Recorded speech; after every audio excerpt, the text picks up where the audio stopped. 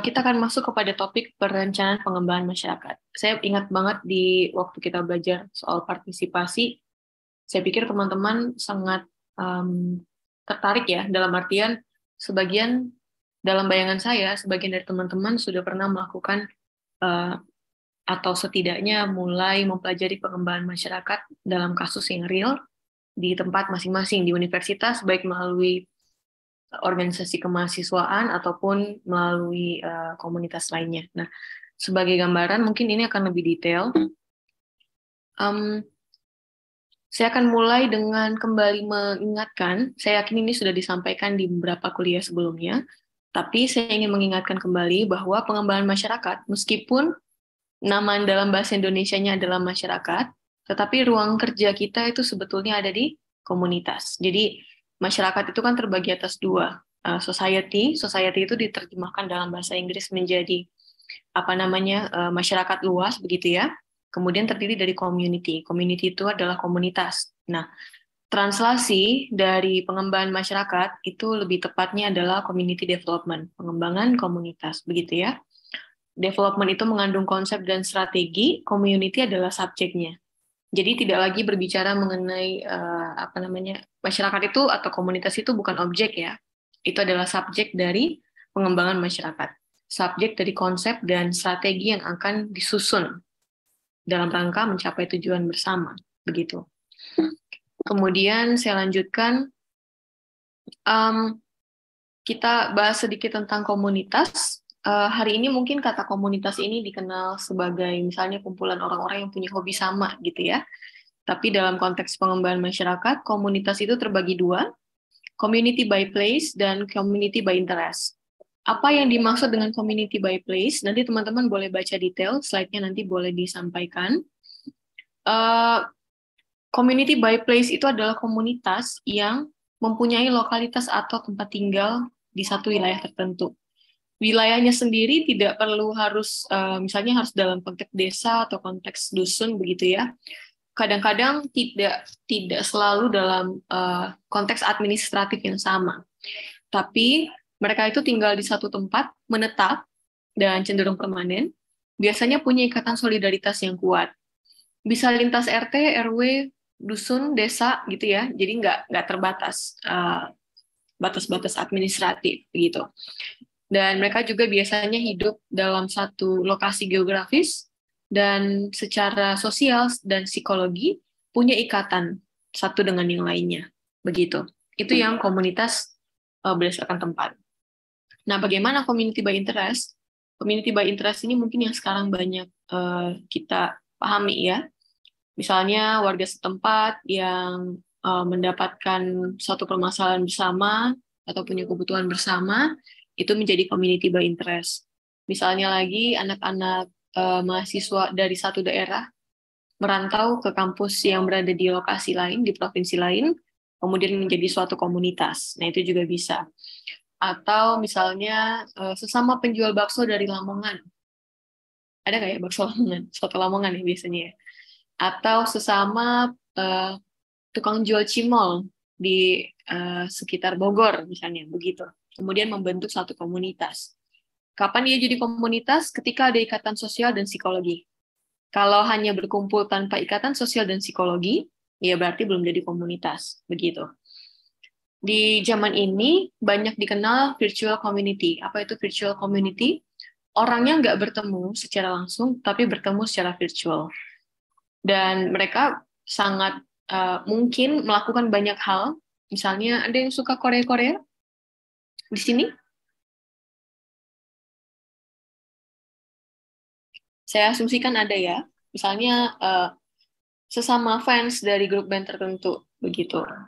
Contohnya yang paling suka heboh di media sosial kan misalnya BTS ya, BTS kemudian mencoba untuk membuat semacam donasi untuk kasus tertentu begitu misalnya. Itu salah satu community yang virtual, berkumpul secara virtual.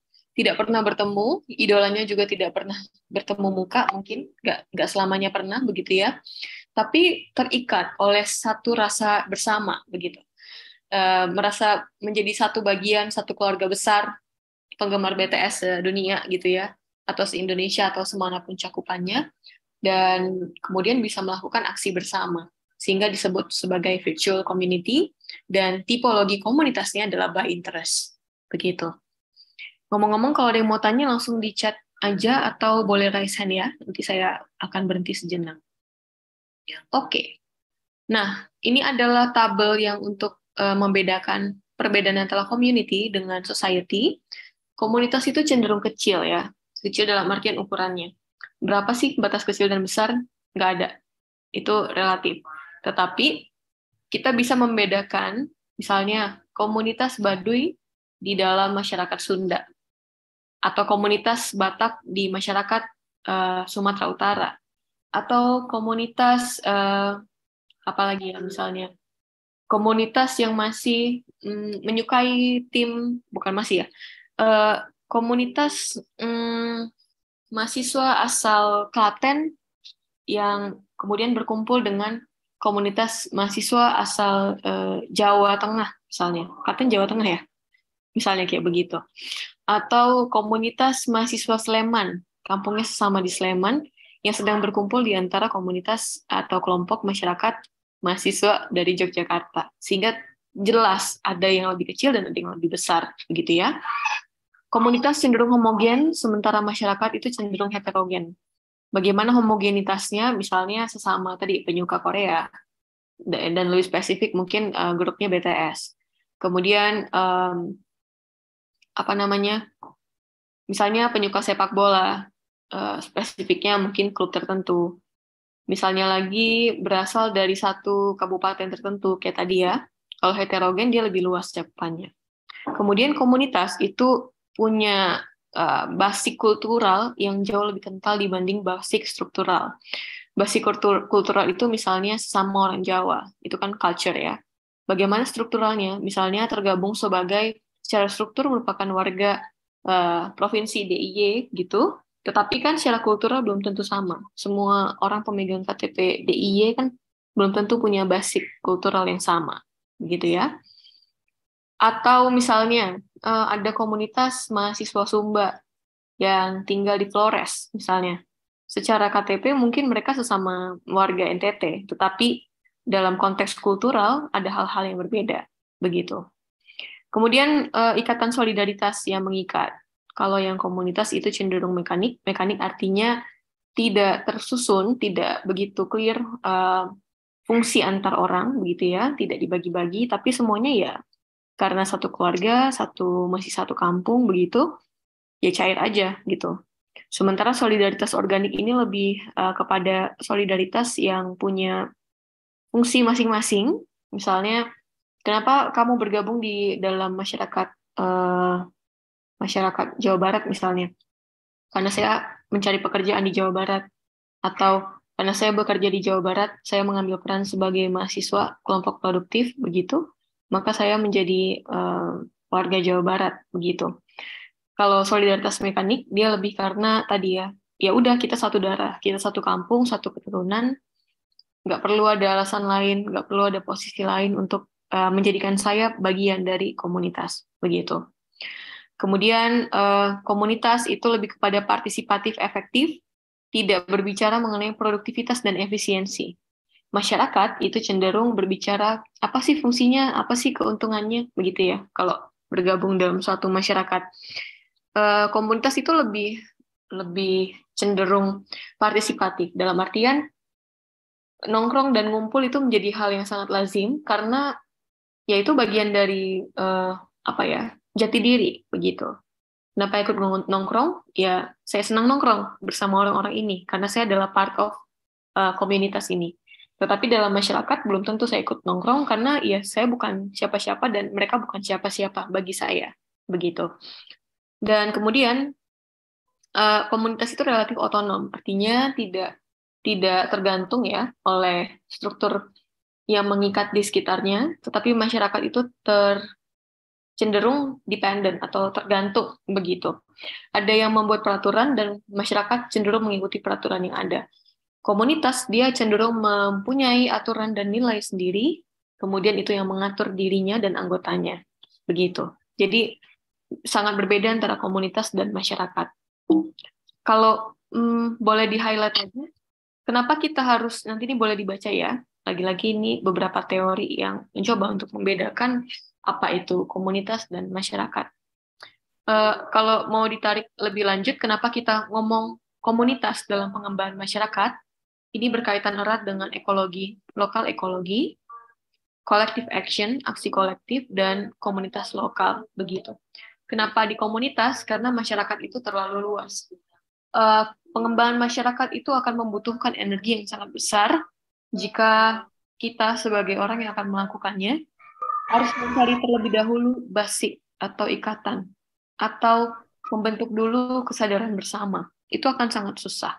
Tetapi kalau dilakukan pada sekumpulan orang yang sudah punya solidaritas, maka satu pekerjaan berat sudah mulai terselesaikan gitu. Setidaknya subjek kita sudah mengetahui apa sih dan kenapa dan mengapa mereka harus melakukan atau mengidentifikasi diri, saling belajar dan saling mensupport begitu.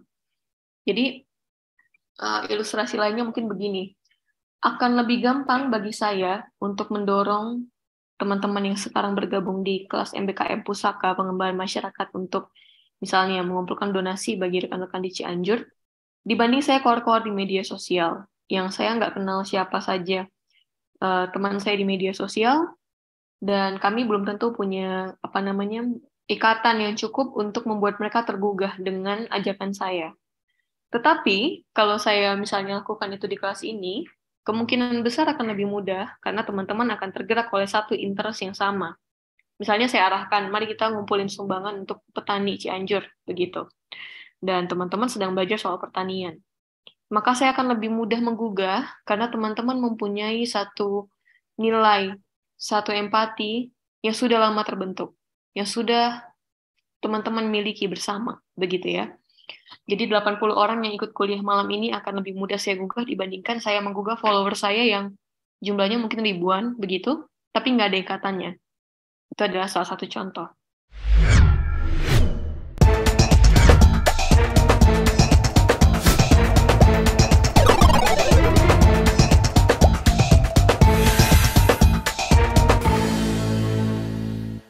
Baik, kita lanjutkan ke bagian kedua ya. Nah, kita masuk ke bagian pengembangan masyarakat. Saya ingatkan kembali, mungkin yang baru bergabung, yang kita bahas ini adalah mungkin kumpulan hal-hal yang perlu diperhatikan dalam menyusun atau merencanakan pengembangan masyarakat ya. Tadi kita sudah bicara soal komunitas, dan mudah-mudahan semuanya sudah satu ide bahwa ruang kerja kita atau subjek pengembangan masyarakat itu adalah komunitas. Oke, saya lanjutkan. Nah, ini masih basic lagi. Saya ingin mengingatkan kita semua tentang definisi dari pengembangan masyarakat. Pengembangan masyarakat itu artinya adalah suatu metode atau pendekatan pembangunan yang menekankan partisipasi, kemudian merupakan usaha swadaya, gitu ya, usaha bersama, bersinergi dalam rangka meningkatkan taraf hidup yang digantungkan pada inisiatif subjeknya, begitu ya, serta pelayanan teknis untuk pembangunan yang berjalan efektif. Nanti kata per kata boleh kalian resapi sendiri, tapi intinya adalah ini adalah sebuah metode atau pendekatan pembangunan yang mendorong seluas-luasnya keterlibatan setiap subjeknya. Subjeknya paham ya, yang saya maksud adalah komunitas. Kemudian pengembangan masyarakat itu dilakukan oleh swadaya, artinya kita sebagai pekerja pengembangan masyarakat hanya sebagai fasilitator. Siapa yang banyak bekerja, siapa yang banyak beraktivitas, siapa yang banyak berkegiatan, ya komunitasnya, subjeknya. Kemudian, apa fungsi kita sebagai fasilitator? Kita memfasilitasi, mendampingi, dan kemudian melakukan pelayanan teknis untuk memastikan partisipasi itu bisa dijalankan seluas mungkin. Partisipasi sudah jadi satu mata kuliah di bab sebelumnya ya. Nanti boleh dibaca ulang slide-nya. Kita lanjutkan lagi. Dalam konteks pengembangan masyarakat ada beberapa makna, begitu ya. Ini mengulang yang tadi. Community itu bermakna kualitas hubungan sosial. Lagi-lagi kenapa komunitas? Karena ada kualitas hubungan sosial yang bermakna. Dan development atau perkembangan, pembangunan, begitu ya. Itu adalah perubahan ke arah kemajuan yang terencana dan bersifat gradual. Jadi tidak auto berubah, tidak sekejap, tidak instan, tapi direncanakan dan gradual, bertahap, begitu. Apa saja elemen dalam pengembangan masyarakat? Yang pertama adalah advokasi. Advokasi itu adalah kita mencoba untuk mengubah situasi dengan cara menyampaikan keadaan yang kita rasakan kepada pengambil kebijakan. Kemudian pengorganisasian komunitas, ini jiwanya atau rohnya pengembangan masyarakat. Kemudian pengembangan jejaring. Jadi mengembangkan network, mengembangkan komunikasi dengan pihak-pihak yang kira-kira dapat membantu atau berhubungan erat dengan komunitas tersebut. Kemudian pengembangan kapasitas. Misalnya yang tadinya komunitas ini tidak punya teknologi, atau yang tadinya sudah punya teknologi tapi tidak terorganisir, itu yang dilakukan atau disupport dengan pengembangan kapasitas. Kemudian meningkatkan bagaimana komunikasi, informasi, dan edukasi di komunitas tersebut. Bagaimana contohnya? Misalnya begini, usaha ekonomi lokal adalah sesuatu yang ingin kita bangun, begitu ya, dan kemudian di dalamnya akan ada inovasi dan teknologi. Apa yang perlu dilakukan? Yang pertama adalah kita mencoba untuk mengajak komunitas ini mengenali dirinya sendiri. Kita ini bagaikan orang yang lagi membawa cermin datang ke komunitas. Kita pegang cerminnya di depan subjek kita, kemudian kita ajak mereka, Bapak dan Ibu, coba lihat ke dalam cermin ini. Ini adalah wajah Bapak dan Ibu, ini adalah kekayaan Bapak dan Ibu, ini adalah aset Bapak dan Ibu, ini adalah permasalahan yang sedang Bapak dan Ibu hadapi, dan sekarang ayo kita pikirkan apa yang bisa kita lakukan untuk meramu sumber daya, mempertemukan masalah, dan mencari solusi agar Bapak dan Ibu bisa mengoptimalisasikan ini dan lebih sejahtera. Begitu ya. Lalu setelah kita udah memutuskan, oke, kita akan buat usaha ekonomi lokal, apa yang harus dilakukan? Kita lakukan advokasi. Sampaikan itu kepada pengambil kebijakan, dan kemudian mintakan sesuatu yang dirasa sangat dibutuhkan untuk memperbaiki kualitas hidup masyarakat. Lalu lakukanlah pengorganisasian komunitas. Siapa yang menjadi perwakilan komunitas ketika berhadapan dengan pihak-pihak lain? Siapa kemudian yang bekerja atau memperkerjakan A, B, C, dan D? Kemudian siapa yang mencatat hasilnya? Siapa yang akan membantu memandu membuat perencanaan? Dan jangan lupa mengembangkan jejaring. Jadi hubungi atau berkontak, ajak komunitas untuk berkontak, mencari bantuan keluar dan ke dalam. Kemudian melakukan pengembangan kapasitas. Kalau tadi setelah dilakukan advokasi, ternyata dirasa, wah, komunitas kita ini ternyata kurang paham soal hukum ya, sehingga kita sangat lemah nih kalau mau menggugat kebijakan. Maka butuh pengembangan kapasitas di bidang hukum. Bagaimana caranya? Teman-teman bisa kemudian melakukan pengembangan jaringan, misalnya ke kampus atau ke badan lembaga bantuan hukum, kemudian menghubungkan komunitas dengan orang-orang yang mengerti hukum tadi, dan kemudian biarkan komunitas belajar soal hukum. Misalnya lagi, pengorganisasian komunitas. Sudah ada modal, sudah ada orang-orang yang ingin atau bersedia, tapi mereka nggak tahu harus mulai dari mana. Maka perlu pengorganisasian komunitas. Setelah dibuat pengorganisasian, ternyata mereka nggak tahu caranya mengelola keuangan, kemudian bagaimana public speaking, kemudian bagaimana caranya menyusun runutan aktivitas. Maka dibutuhkan pengembangan kapasitas untuk memampukan komunitas melakukan tupoksi masing-masing, tujuan masing-masing sesuai dengan pengorganisasian yang sudah dilakukan. Dan yang terakhir adalah memaintain komunikasi, informasi, dan edukasi, agar semua tahapan yang tadi terjadi itu bisa berjalan dengan lancar, semua subjek terinformasi dengan baik, kemudian informasi dan hal yang ingin disampaikan keluar publik untuk mengembangkan jejaring juga dapat dilakukan dengan baik, tersampaikan dengan baik. Lalu menjaga bagaimana rangkaian edukasi terus hidup dalam komunitas. Begitu. Oke. Ada 4 cara untuk memandang pengembangan masyarakat. Ini sebelum masuk ke dalam penyusunan tadi ya, perencanaan. Ada 4 cara. Yang pertama adalah sebagai suatu proses. Jadi pengembangan masyarakat itu adalah proses.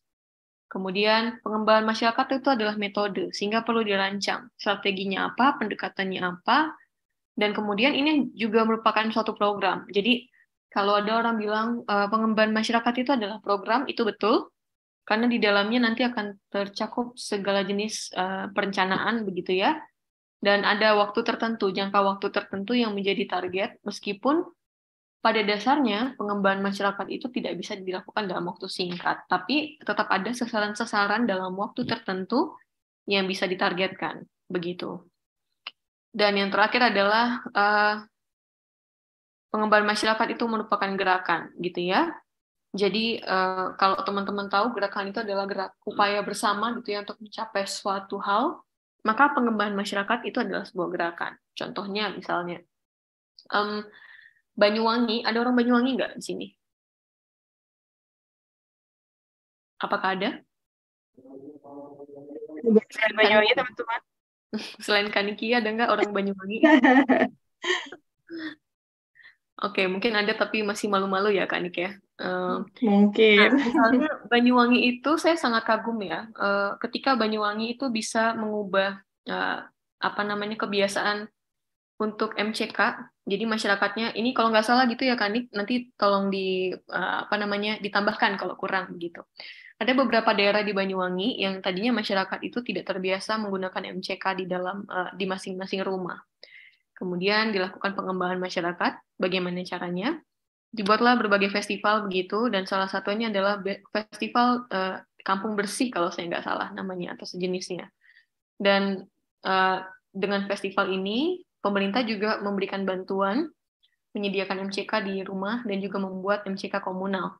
Sehingga pada akhirnya, untuk bisa memenangkan desanya masing-masing, setiap desa itu berlomba untuk membersihkan sungai dan memastikan tidak ada lagi orang yang buang kotoran, maksudnya buang air kecil dan buang air besar, mencuci pakaian di pinggir, langsung di badan sungai begitu.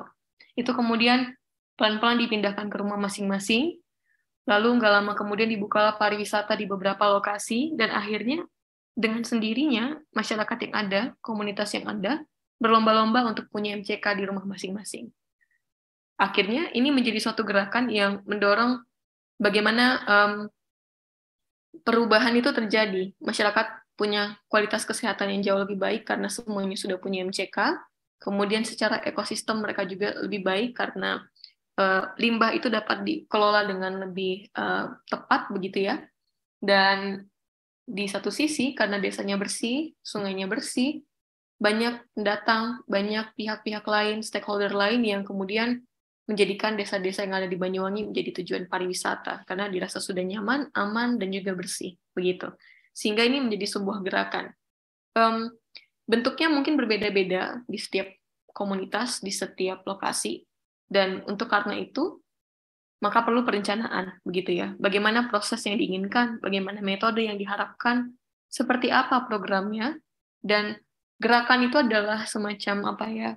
Kalau di sini kan stresses and promotes the ideas. Jadi gerakan itu adalah sebuah kampanye, sebuah dorongan, sebuah motivasi untuk mendorong orang-orang melakukan apa yang direncanakan bersama, begitu.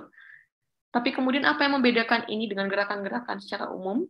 Di dalamnya ada partisipasi. Makanya dibilang sebagai atau disebutkan sebagai pengembangan masyarakat. Begitu ya. Ada prosesnya. Oke. Saya lanjutkan lagi. Ada yang mau tanya dulu sebelum masuk ke bagian selanjutnya? Silakan teman-teman.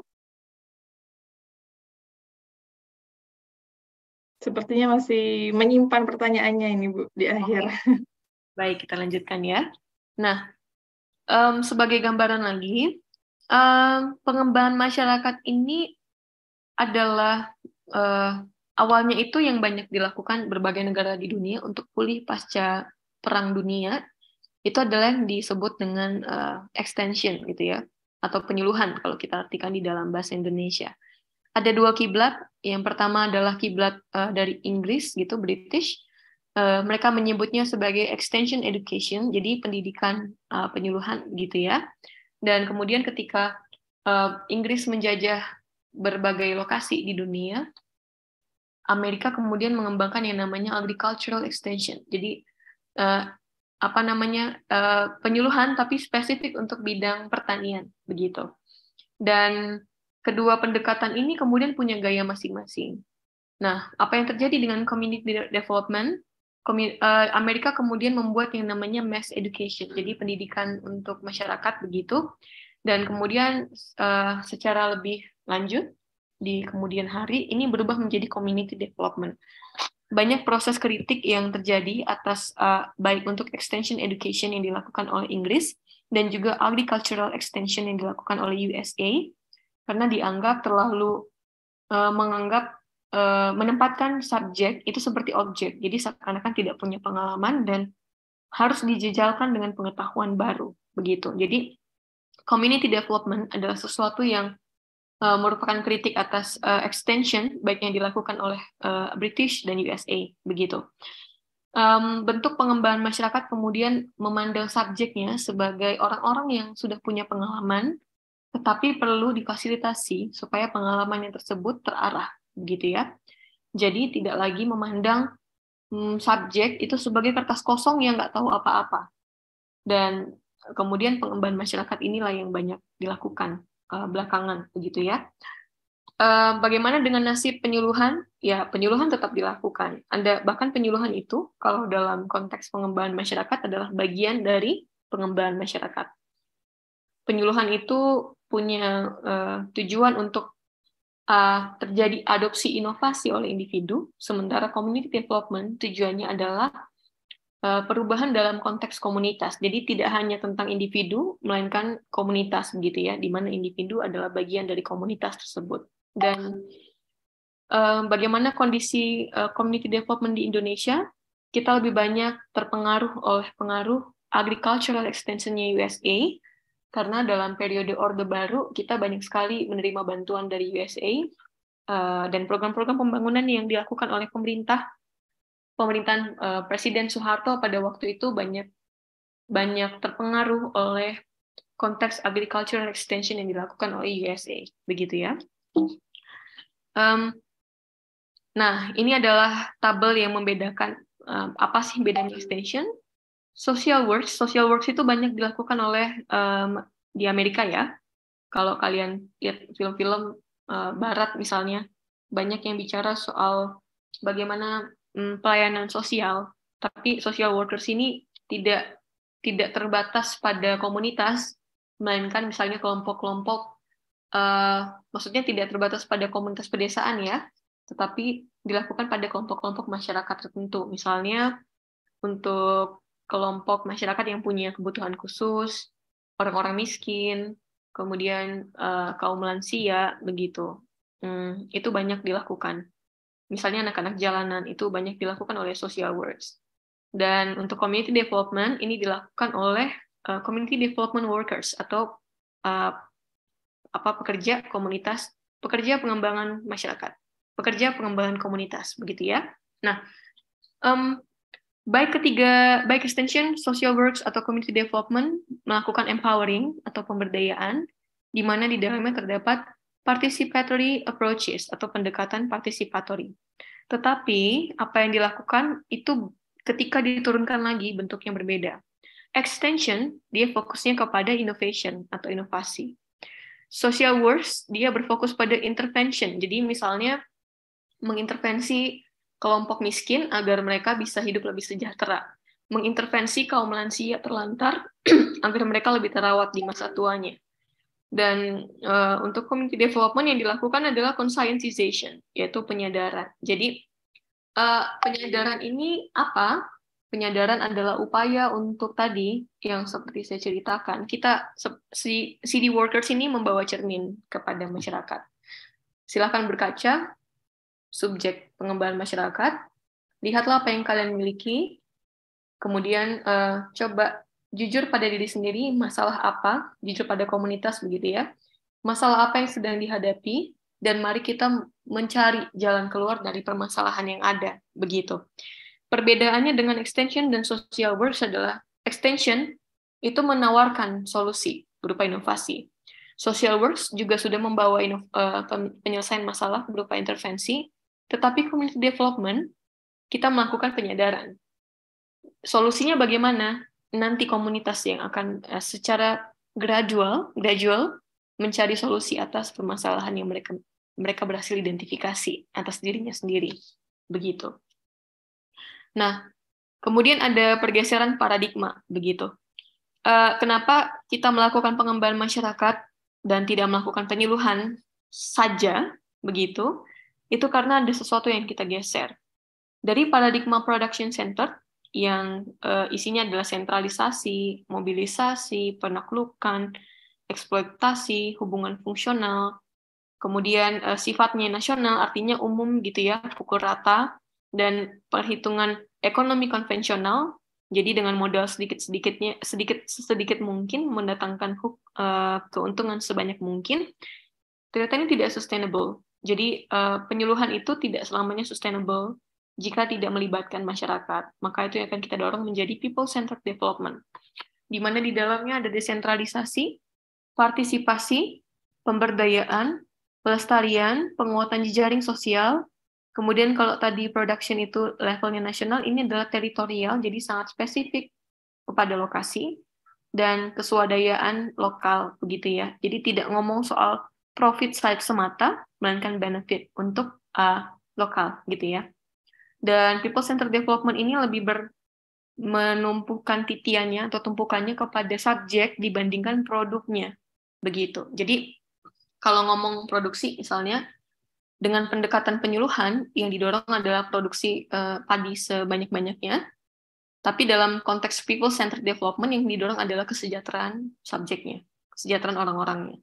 Dan paradigma ini dianggap lebih sustainable dibandingkan yang production centered, begitu. Nah, maka bagaimana strategi pengembangan masyarakat dalam kerangka paradigm shift, gitu ya, shifting paradigm. Yang pertama adalah meningkatkan kemampuan dan potensi warga dalam rangka membangun semangat berpartisipasi dalam pengambilan keputusan. Kemudian mengembangkan pemberdayaan, bukan mempertahankan hubungan ketergantungan. Jadi, seperti halnya tadi ya, kalau penyuluhan, itu kan inovasinya dibawa dari luar. Sehingga akan ada suatu titik di mana masyarakat akan sangat bergantung kepada inovasi yang datang dari luar.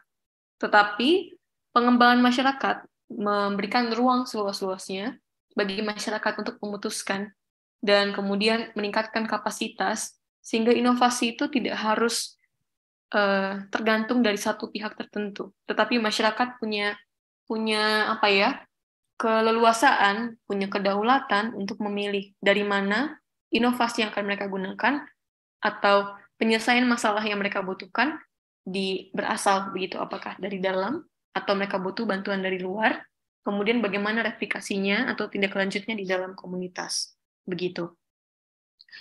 Lalu beberapa asumsi, misalnya ada karakteristik komunitas, kemudian relasi kekuasaan dan sikap atau sistem nilai subjek, maka pengembangan masyarakat itu dikembangkan dalam beberapa asumsi gitu ya.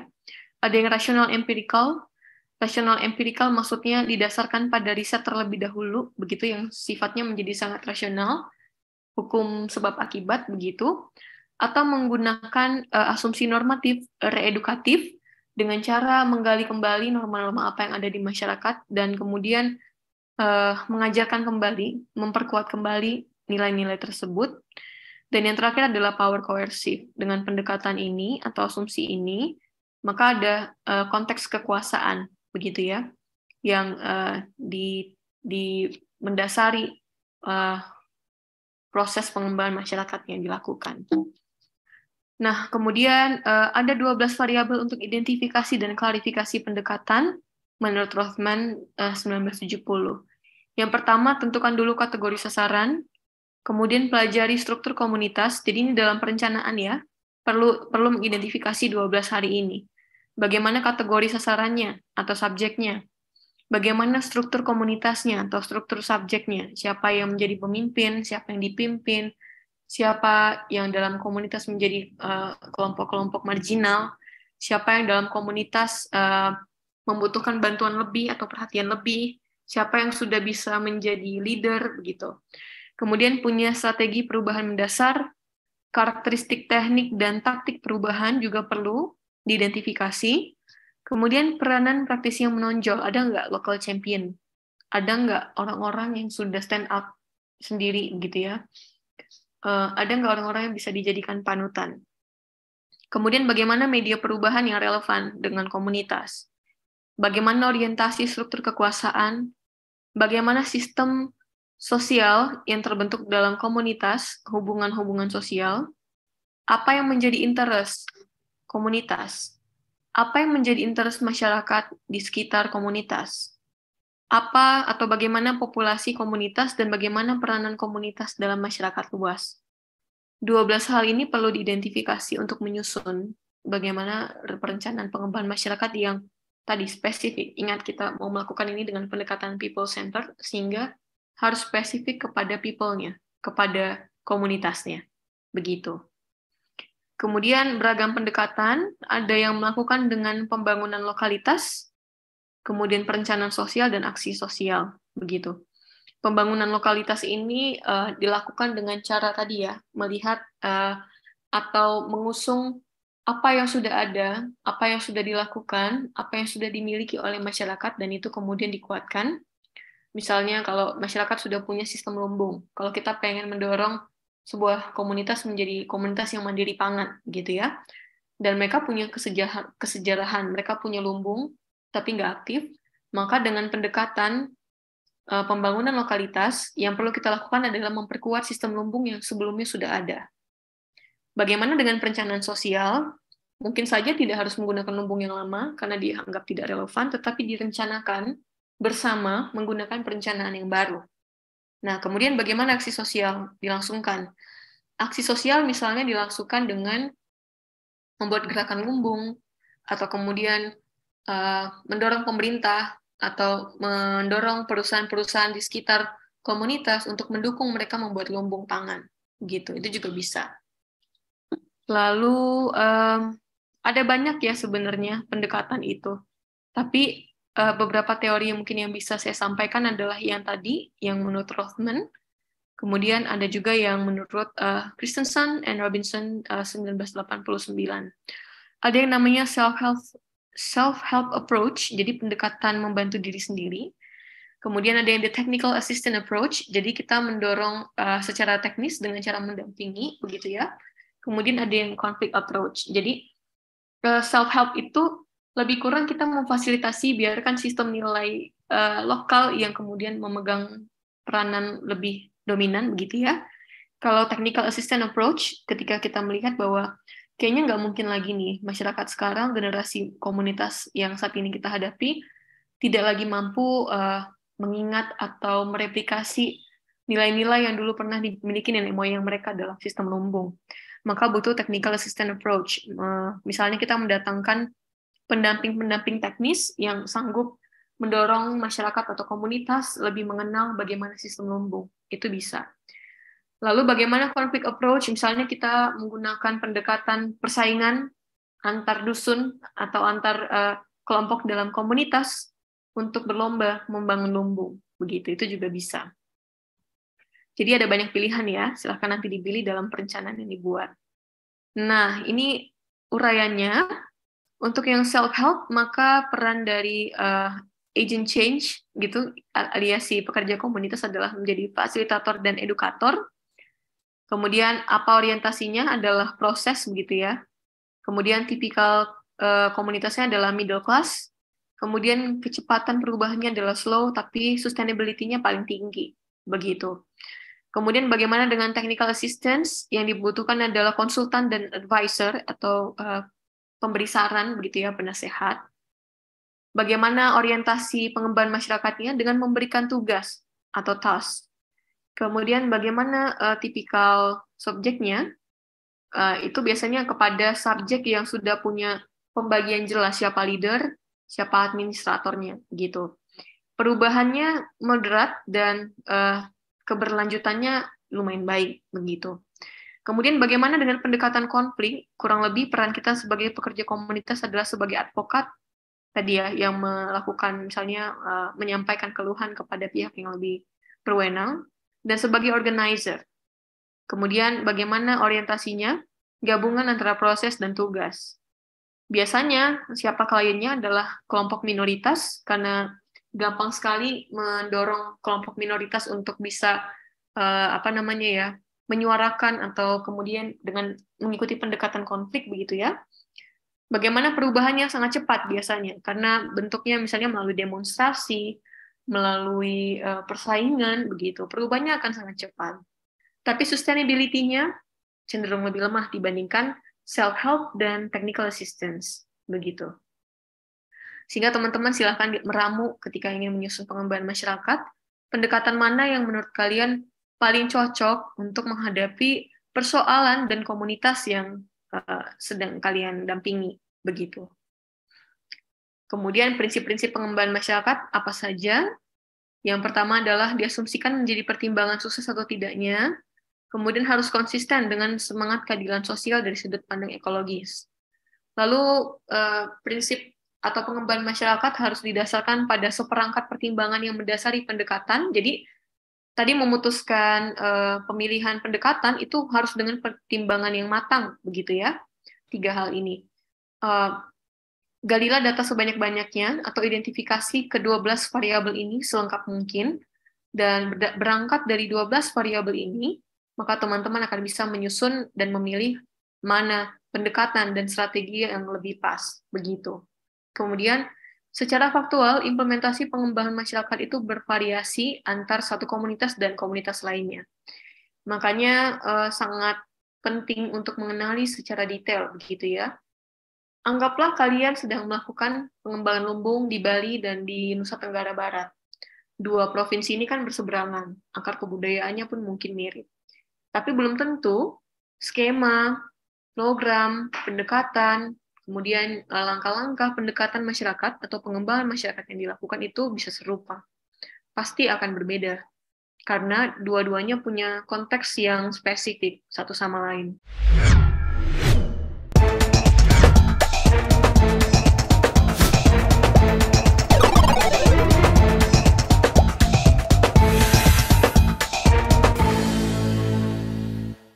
Dan apa saja prinsip ekologis yang menyertai? Yang pertama adalah holisme, artinya mempertimbangkan seluruh aspek, begitu ya. Kemudian berkelanjutan, lalu beraneka ragam, kemudian melakukan perkembangan secara organik, artinya bertahap, begitu ya, punya tahapan, dan perkembangan yang seimbang. Tidak mendahulukan orang di atas ekosistem, atau tidak mendahulukan ekosistem di atas subjek ekosistemnya, begitu. Kemudian prinsip-prinsip keadilan sosial dan hak asasi. Mengatasi struktur yang merugikan, artinya tidak boleh ada kelompok yang dominan menindas yang lebih lemah. Kemudian mengatasi wacana-wacana yang merugikan, ini lagi-lagi misalnya wacana siapa yang lebih diuntungkan dan siapa yang harus bekerja lebih keras, gitu ya.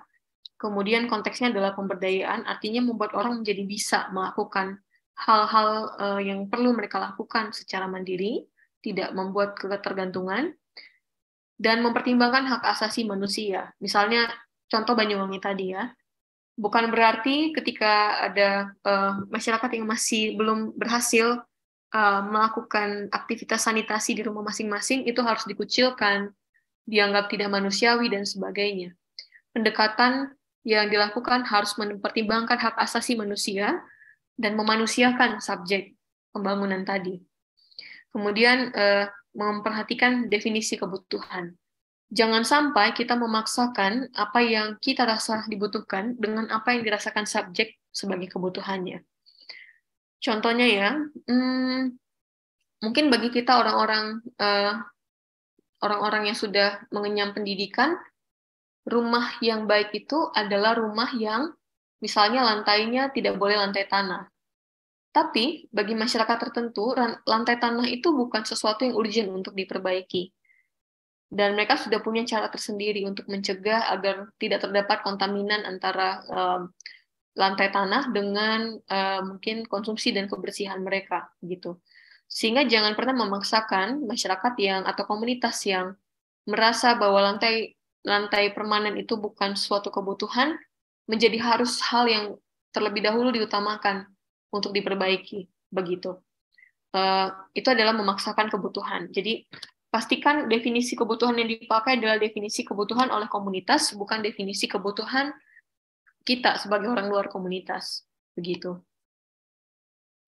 Kemudian menghargai yang lokal. Nah ini, menghargai pengetahuan lokal, budaya, sumber daya, keterampilan masyarakat lokal, proses lokal, dan partisipasi. Jadi, misalnya, saya pernah ke sebuah tempat di Ciamis, di mana tempat ini punya hutan larangan. Nggak semua orang boleh masuk, nggak setiap hari boleh dimasuki. Nah, itu adalah pengetahuan budaya dan nilai-nilai lokal, gitu ya. Dalam konteks pengembangan masyarakat, misalnya kalian butuh sumber air dan sumber kayu yang banyak. Tetapi, jangan pernah mencoba memaksakan untuk memasuki hutan larangan ketika itu dilarang. Jangan pernah memaksakan untuk mengambil air dan kayu dari dalamnya ketika kalian tahu itu dilarang oleh pengetahuan lokal. Makanya, menjadi sangat penting untuk mengetahui atau mengidentifikasi secara lengkap 12 variabel yang ini ya, untuk mengidentifikasi dan mengklarifikasi pendekatan. Tanpa ini, teman-teman mungkin akan bias dalam menentukan atau menyusun pengembangan masyarakat. Begitu. Kemudian,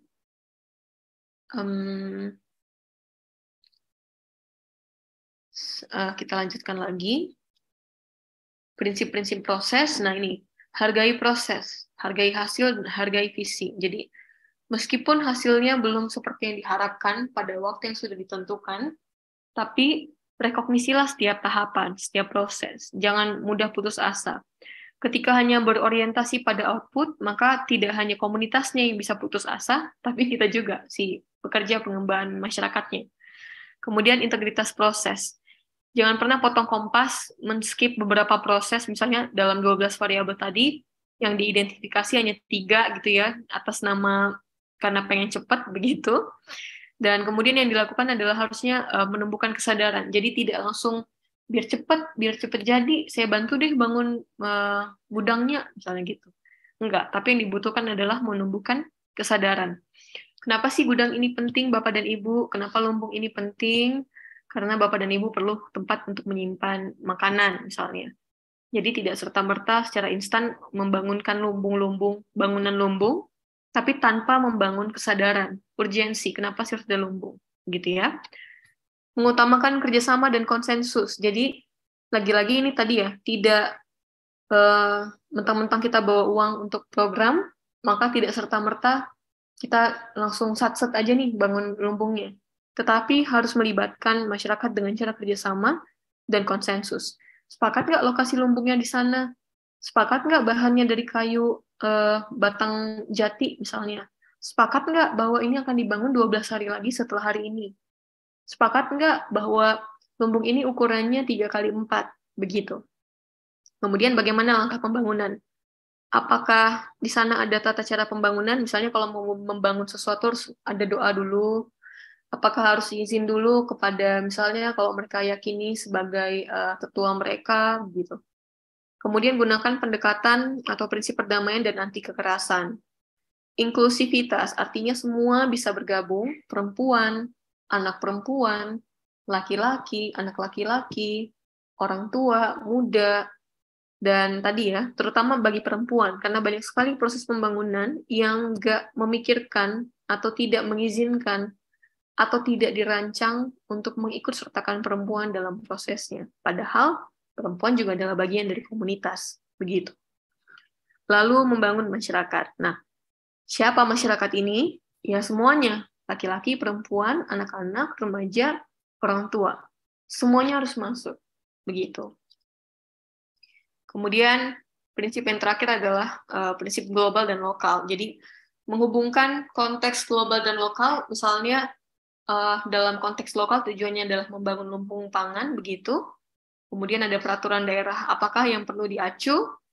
Lalu misalnya contoh peraturan daerah ya, misalnya nggak diperbolehkan membangun bangunan di daerah pinggir sungai atau daerah yang punya kemiringan lebih dari 45 derajat. Maka hubungkanlah itu, jangan sampai kemudian melanggar atau menyalahi peraturan yang ada. Kaitkan ini dengan konteks global, misalnya dalam upaya untuk mengurangi dampak climate change, maka masyarakat diajak untuk bertani secara organik, atau misalnya menghidupkan kembali nilai-nilai organis bagi mereka, begitu. Dan kemudian praktek anti kolonialis, artinya jangan menjadikan subjek pembangunan sebagai ruang-ruang berkembangnya kolonialisme, gitu ya. Apa kolonialisme dalam masa sekarang? Contohnya misalnya menggunakan pupuk dari suatu perusahaan yang buat masyarakat tergantung. Itu adalah kolonialisme dalam konteks modernisasi, begitu ya. Dijajah oleh perusahaan multinasional, misalnya. Masyarakat sampai nggak tahu caranya dapat atau membuat atau mengekstrak N, P, dan K, natrium, fosfor, dan kayaknya apa, kalsium apa kalium ya gitu, untuk kebutuhan tanah, begitu. Karena selama ini terlena. Karena selama ini udah terjebak dengan segala sesuatu yang instan, dan mereka harus mengeluarkan uang untuk itu, sehingga menjadi subjek kolonialisme di masa baru, begitu.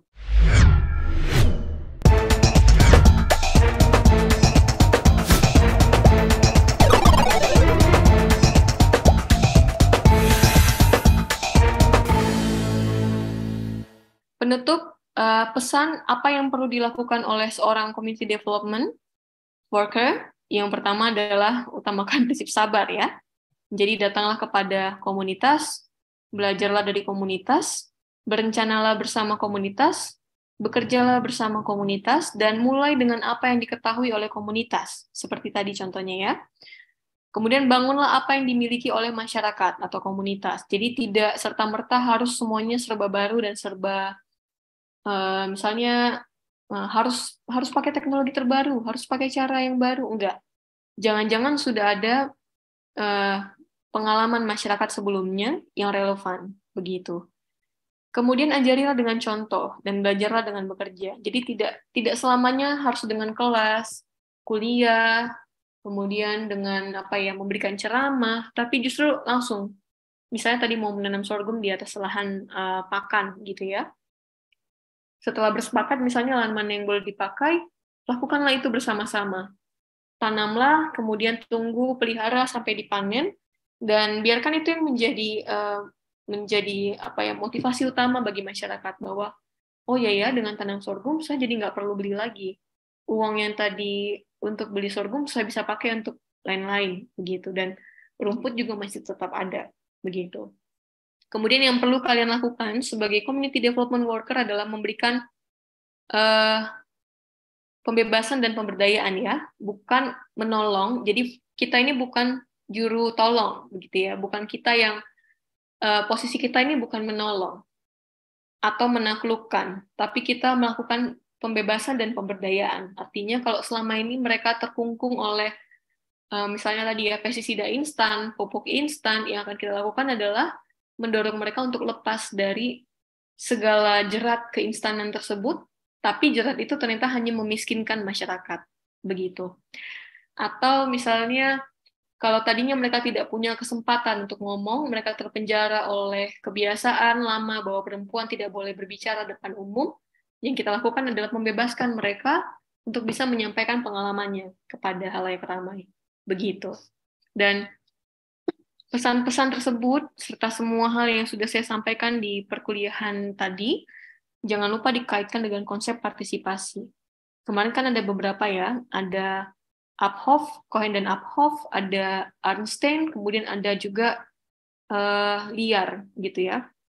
Dan itulah yang perlu kalian rancangkan. Jadi dalam perencanaan, dalam pelaksanaan, dalam evaluasi, dalam memanfaatkan hasil, semua ini libatkanlah komunitas atau subjek sebagai sasaran dari pengembangan masyarakat, gitu. Kurang lebih itu. Baik, mungkin karena sudah tidak ada yang ditanyakan, kita cukupkan perkuliahan kita pada malam hari ini. Terima kasih kepada Ibu Widya yang sudah menyampaikan materinya yang sangat menarik dan membuka wawasan baru bagi teman-teman mahasiswa dan saya juga. Terima kasih juga kepada teman-teman yang sudah hadir dari awal hingga akhir. Semoga apa yang kita pelajari pada malam hari ini bermanfaat untuk yang selanjutnya, seperti itu. Saya Niki Elva, pamit undur diri. Wassalamualaikum warahmatullahi wabarakatuh.